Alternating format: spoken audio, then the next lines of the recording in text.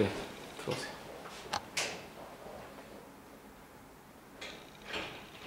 네, 앉으세요.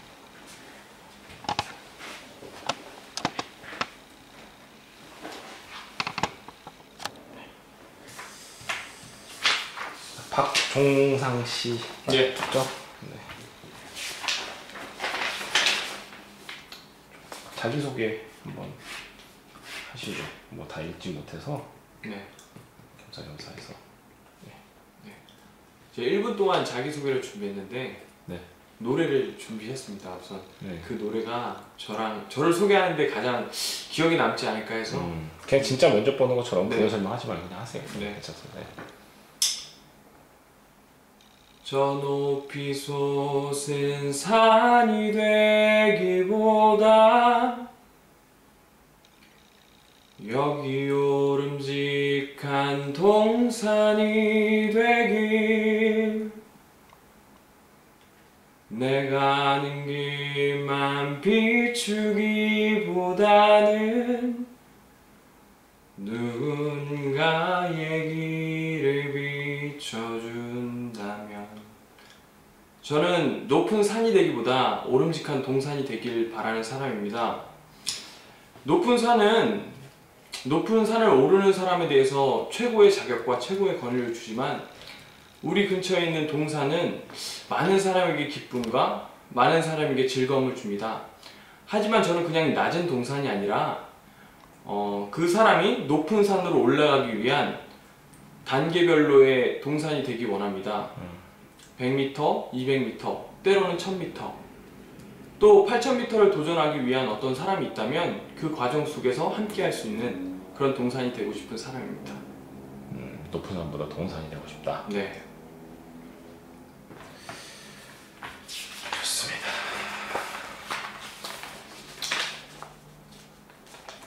보험 든 거 있어요? 네. 뭐 들었어요?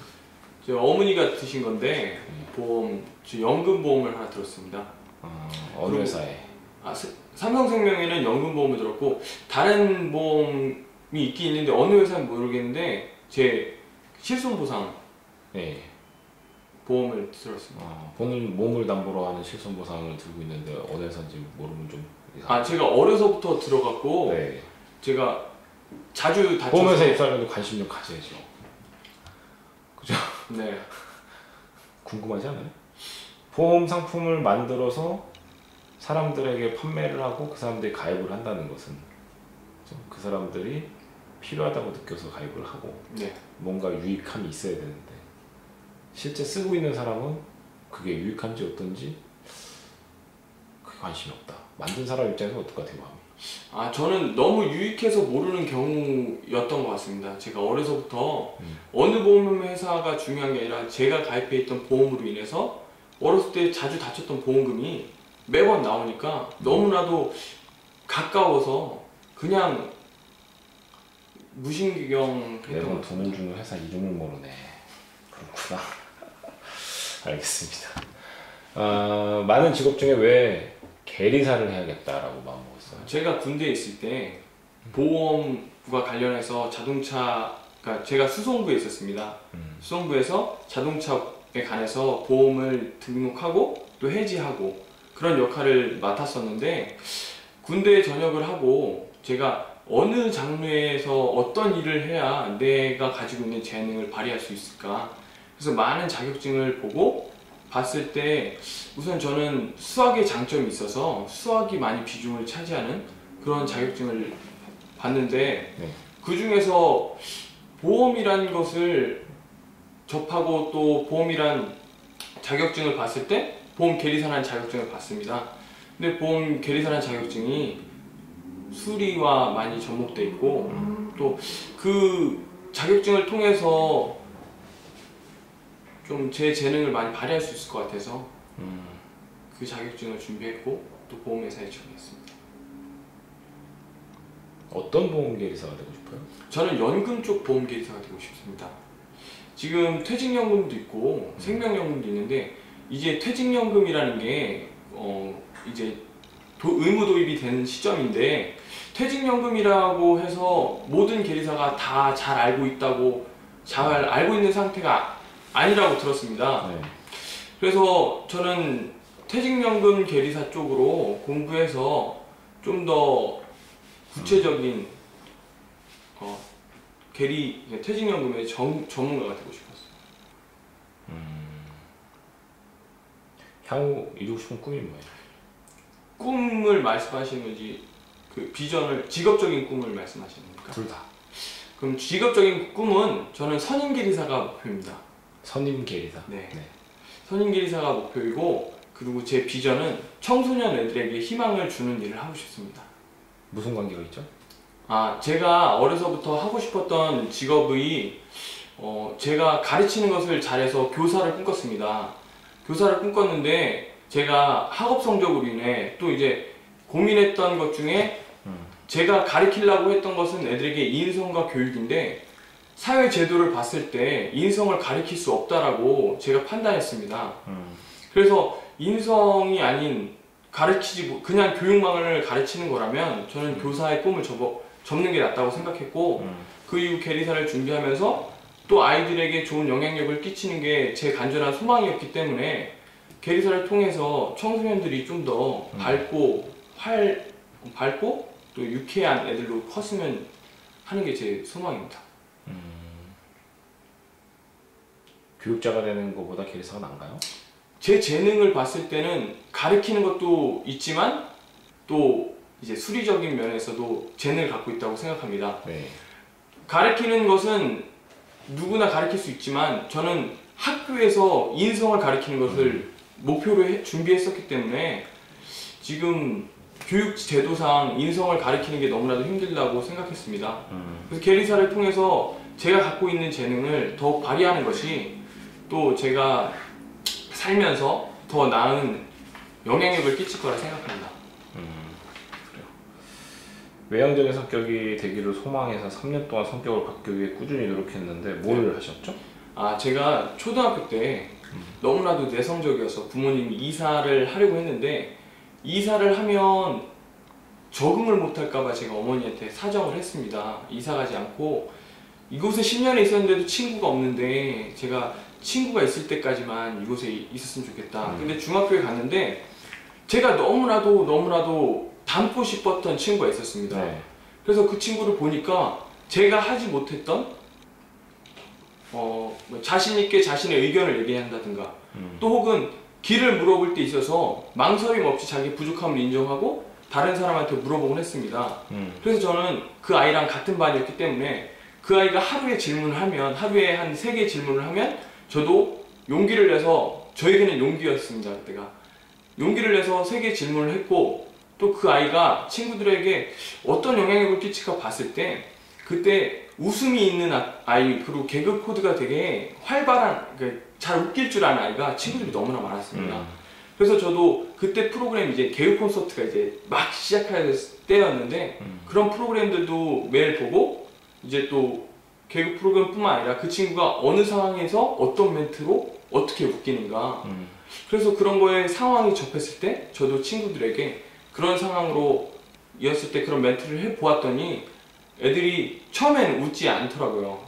왜냐면 저는 웃길 줄 아는 이미지가 아니었기 때문에 근데 웃기는 이미지를 인식한 그 이후부터 제가 무슨 말을 해도 그 아이들은 쟤는 웃기는 애구나 재밌는 애구나 그걸 인식하게 돼서 좀 더 많은 친구들과 또 선생님과 친구들에게 좀 더 자기의 성격을 활발하게 보여줄 수 있었던 계기가 되었습니다.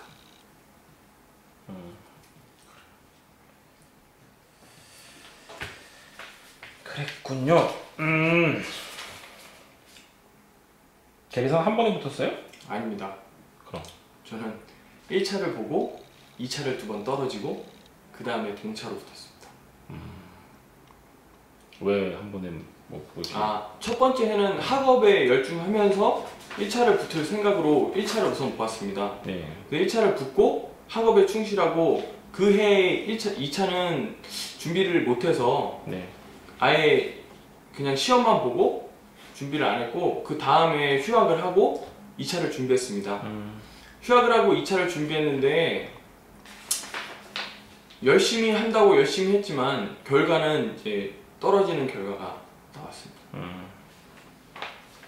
음악 동아리의 리더가 됐던 거예요? 아니, 음악 동아리는 그냥 팀원이었습니다. 여기 작은 배로와 성경 공동체를 변화시켰고 저를 아. 공동체의 리더로 만들어줬다는 거예요. 네. 저는 교회 활동을 하고 있는데, 네. 교회에서 저는 그냥 아무것도 아닌 그냥 교회 다니는 사람이었습니다. 교회 다니는 사람인데 제가 찬양팀에 들어가서 작은 찬양팀 일원으로서 또 그 활동을 했고 찬양팀의 리더가 됐고 또 찬양팀의 리더를 하고 나니까 어떤 이유인지 모르지만 친구들이 추천을 해서 그 교회 회장을 했습니다. 몇 명 정도? 300명 정도 됐습니다. 3명 정도. 그래요. 이 동아리 관련해서 네. 풋살 동아리 굉장히 오래 했네요. 그죠? 네, 그거는 2주마다 이제 애들이 노는 토요일 날, 놀토 날 운동장에 비어서 그때 모여서 2주마다 공을 찼습니다. 굉장히 잘하겠네요. 굉장히 잘하죠. 저는 친구들과 어울려서 즐기는 걸 좋아해서 근데 군대 갔다 와서는 체력이 너무 좋아서 누가 봐도 잘한다고 좀 할 수 있었는데 시험을 준비하면서 했던 운동은 이제 풋살밖에 없어서 굉장히 잘하진 않고 누구와 함께 즐길 수 있을 정도입니다. 그랬군요.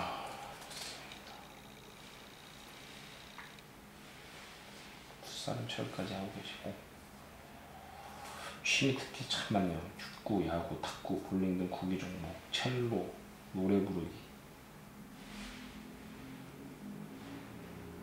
존경인물 사랑하는 부모님.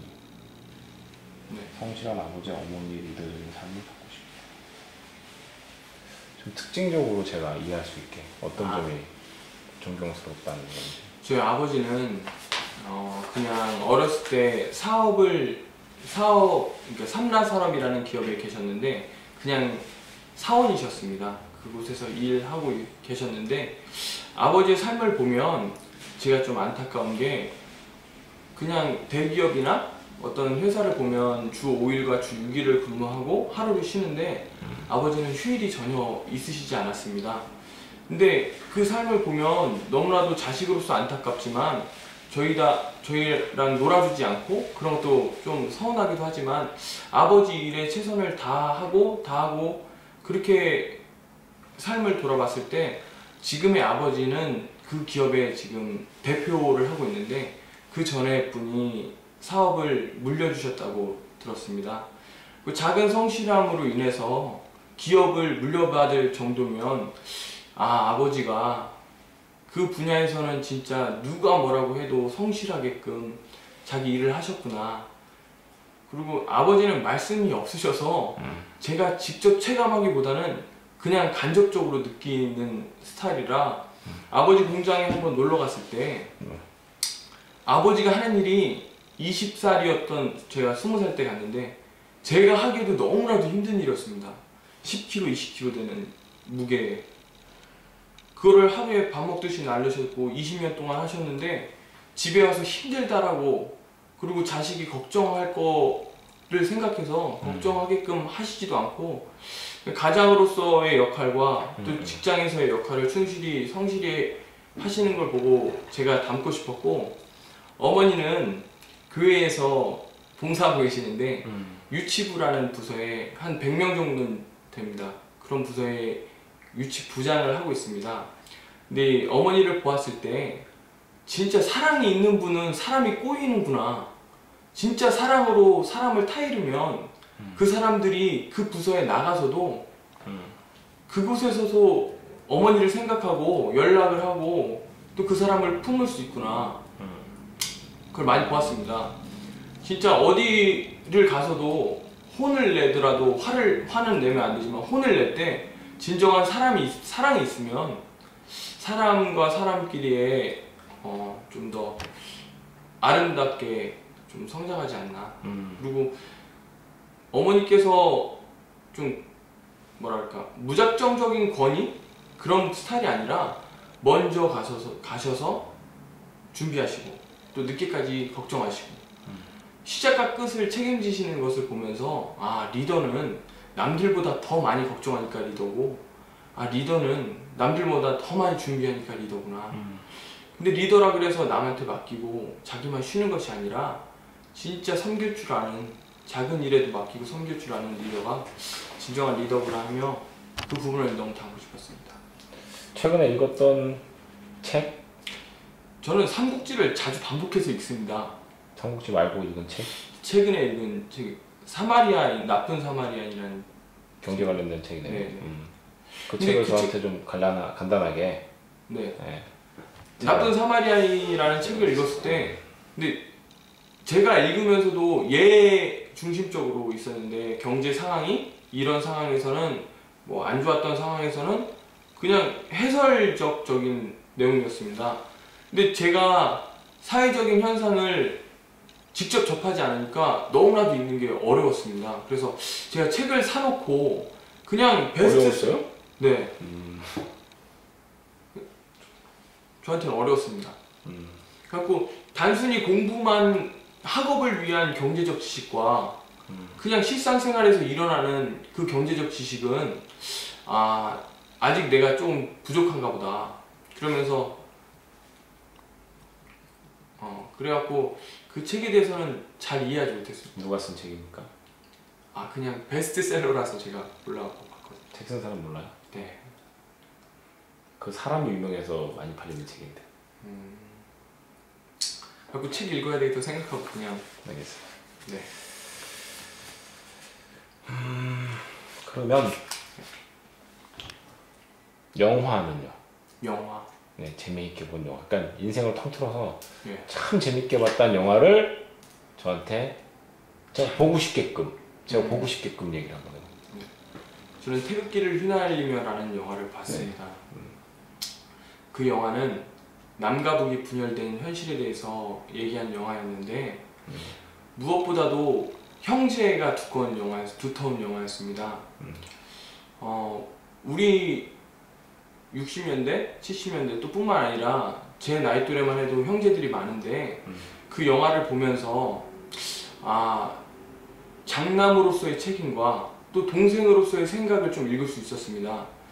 그러니까 아버지가 없고 어머니만 부양해야 되는 가정이 있었습니다. 장남이 있었는데 능력이 부족해서 구두를 만들어서 팔았고, 둘째는 능력이 너무 좋아서 서울에 있는 명문대를 갈 수 있는 성적의 학생이었습니다. 그리고 그 둘의 누나가 있었습니다. 너무나도 사랑하고 너무나도 사랑으로 아껴주는 누나가 있었는데, 어느 날 불가피하게 전쟁이 터져서 그 형제 둘이 전쟁터에 나갔습니다.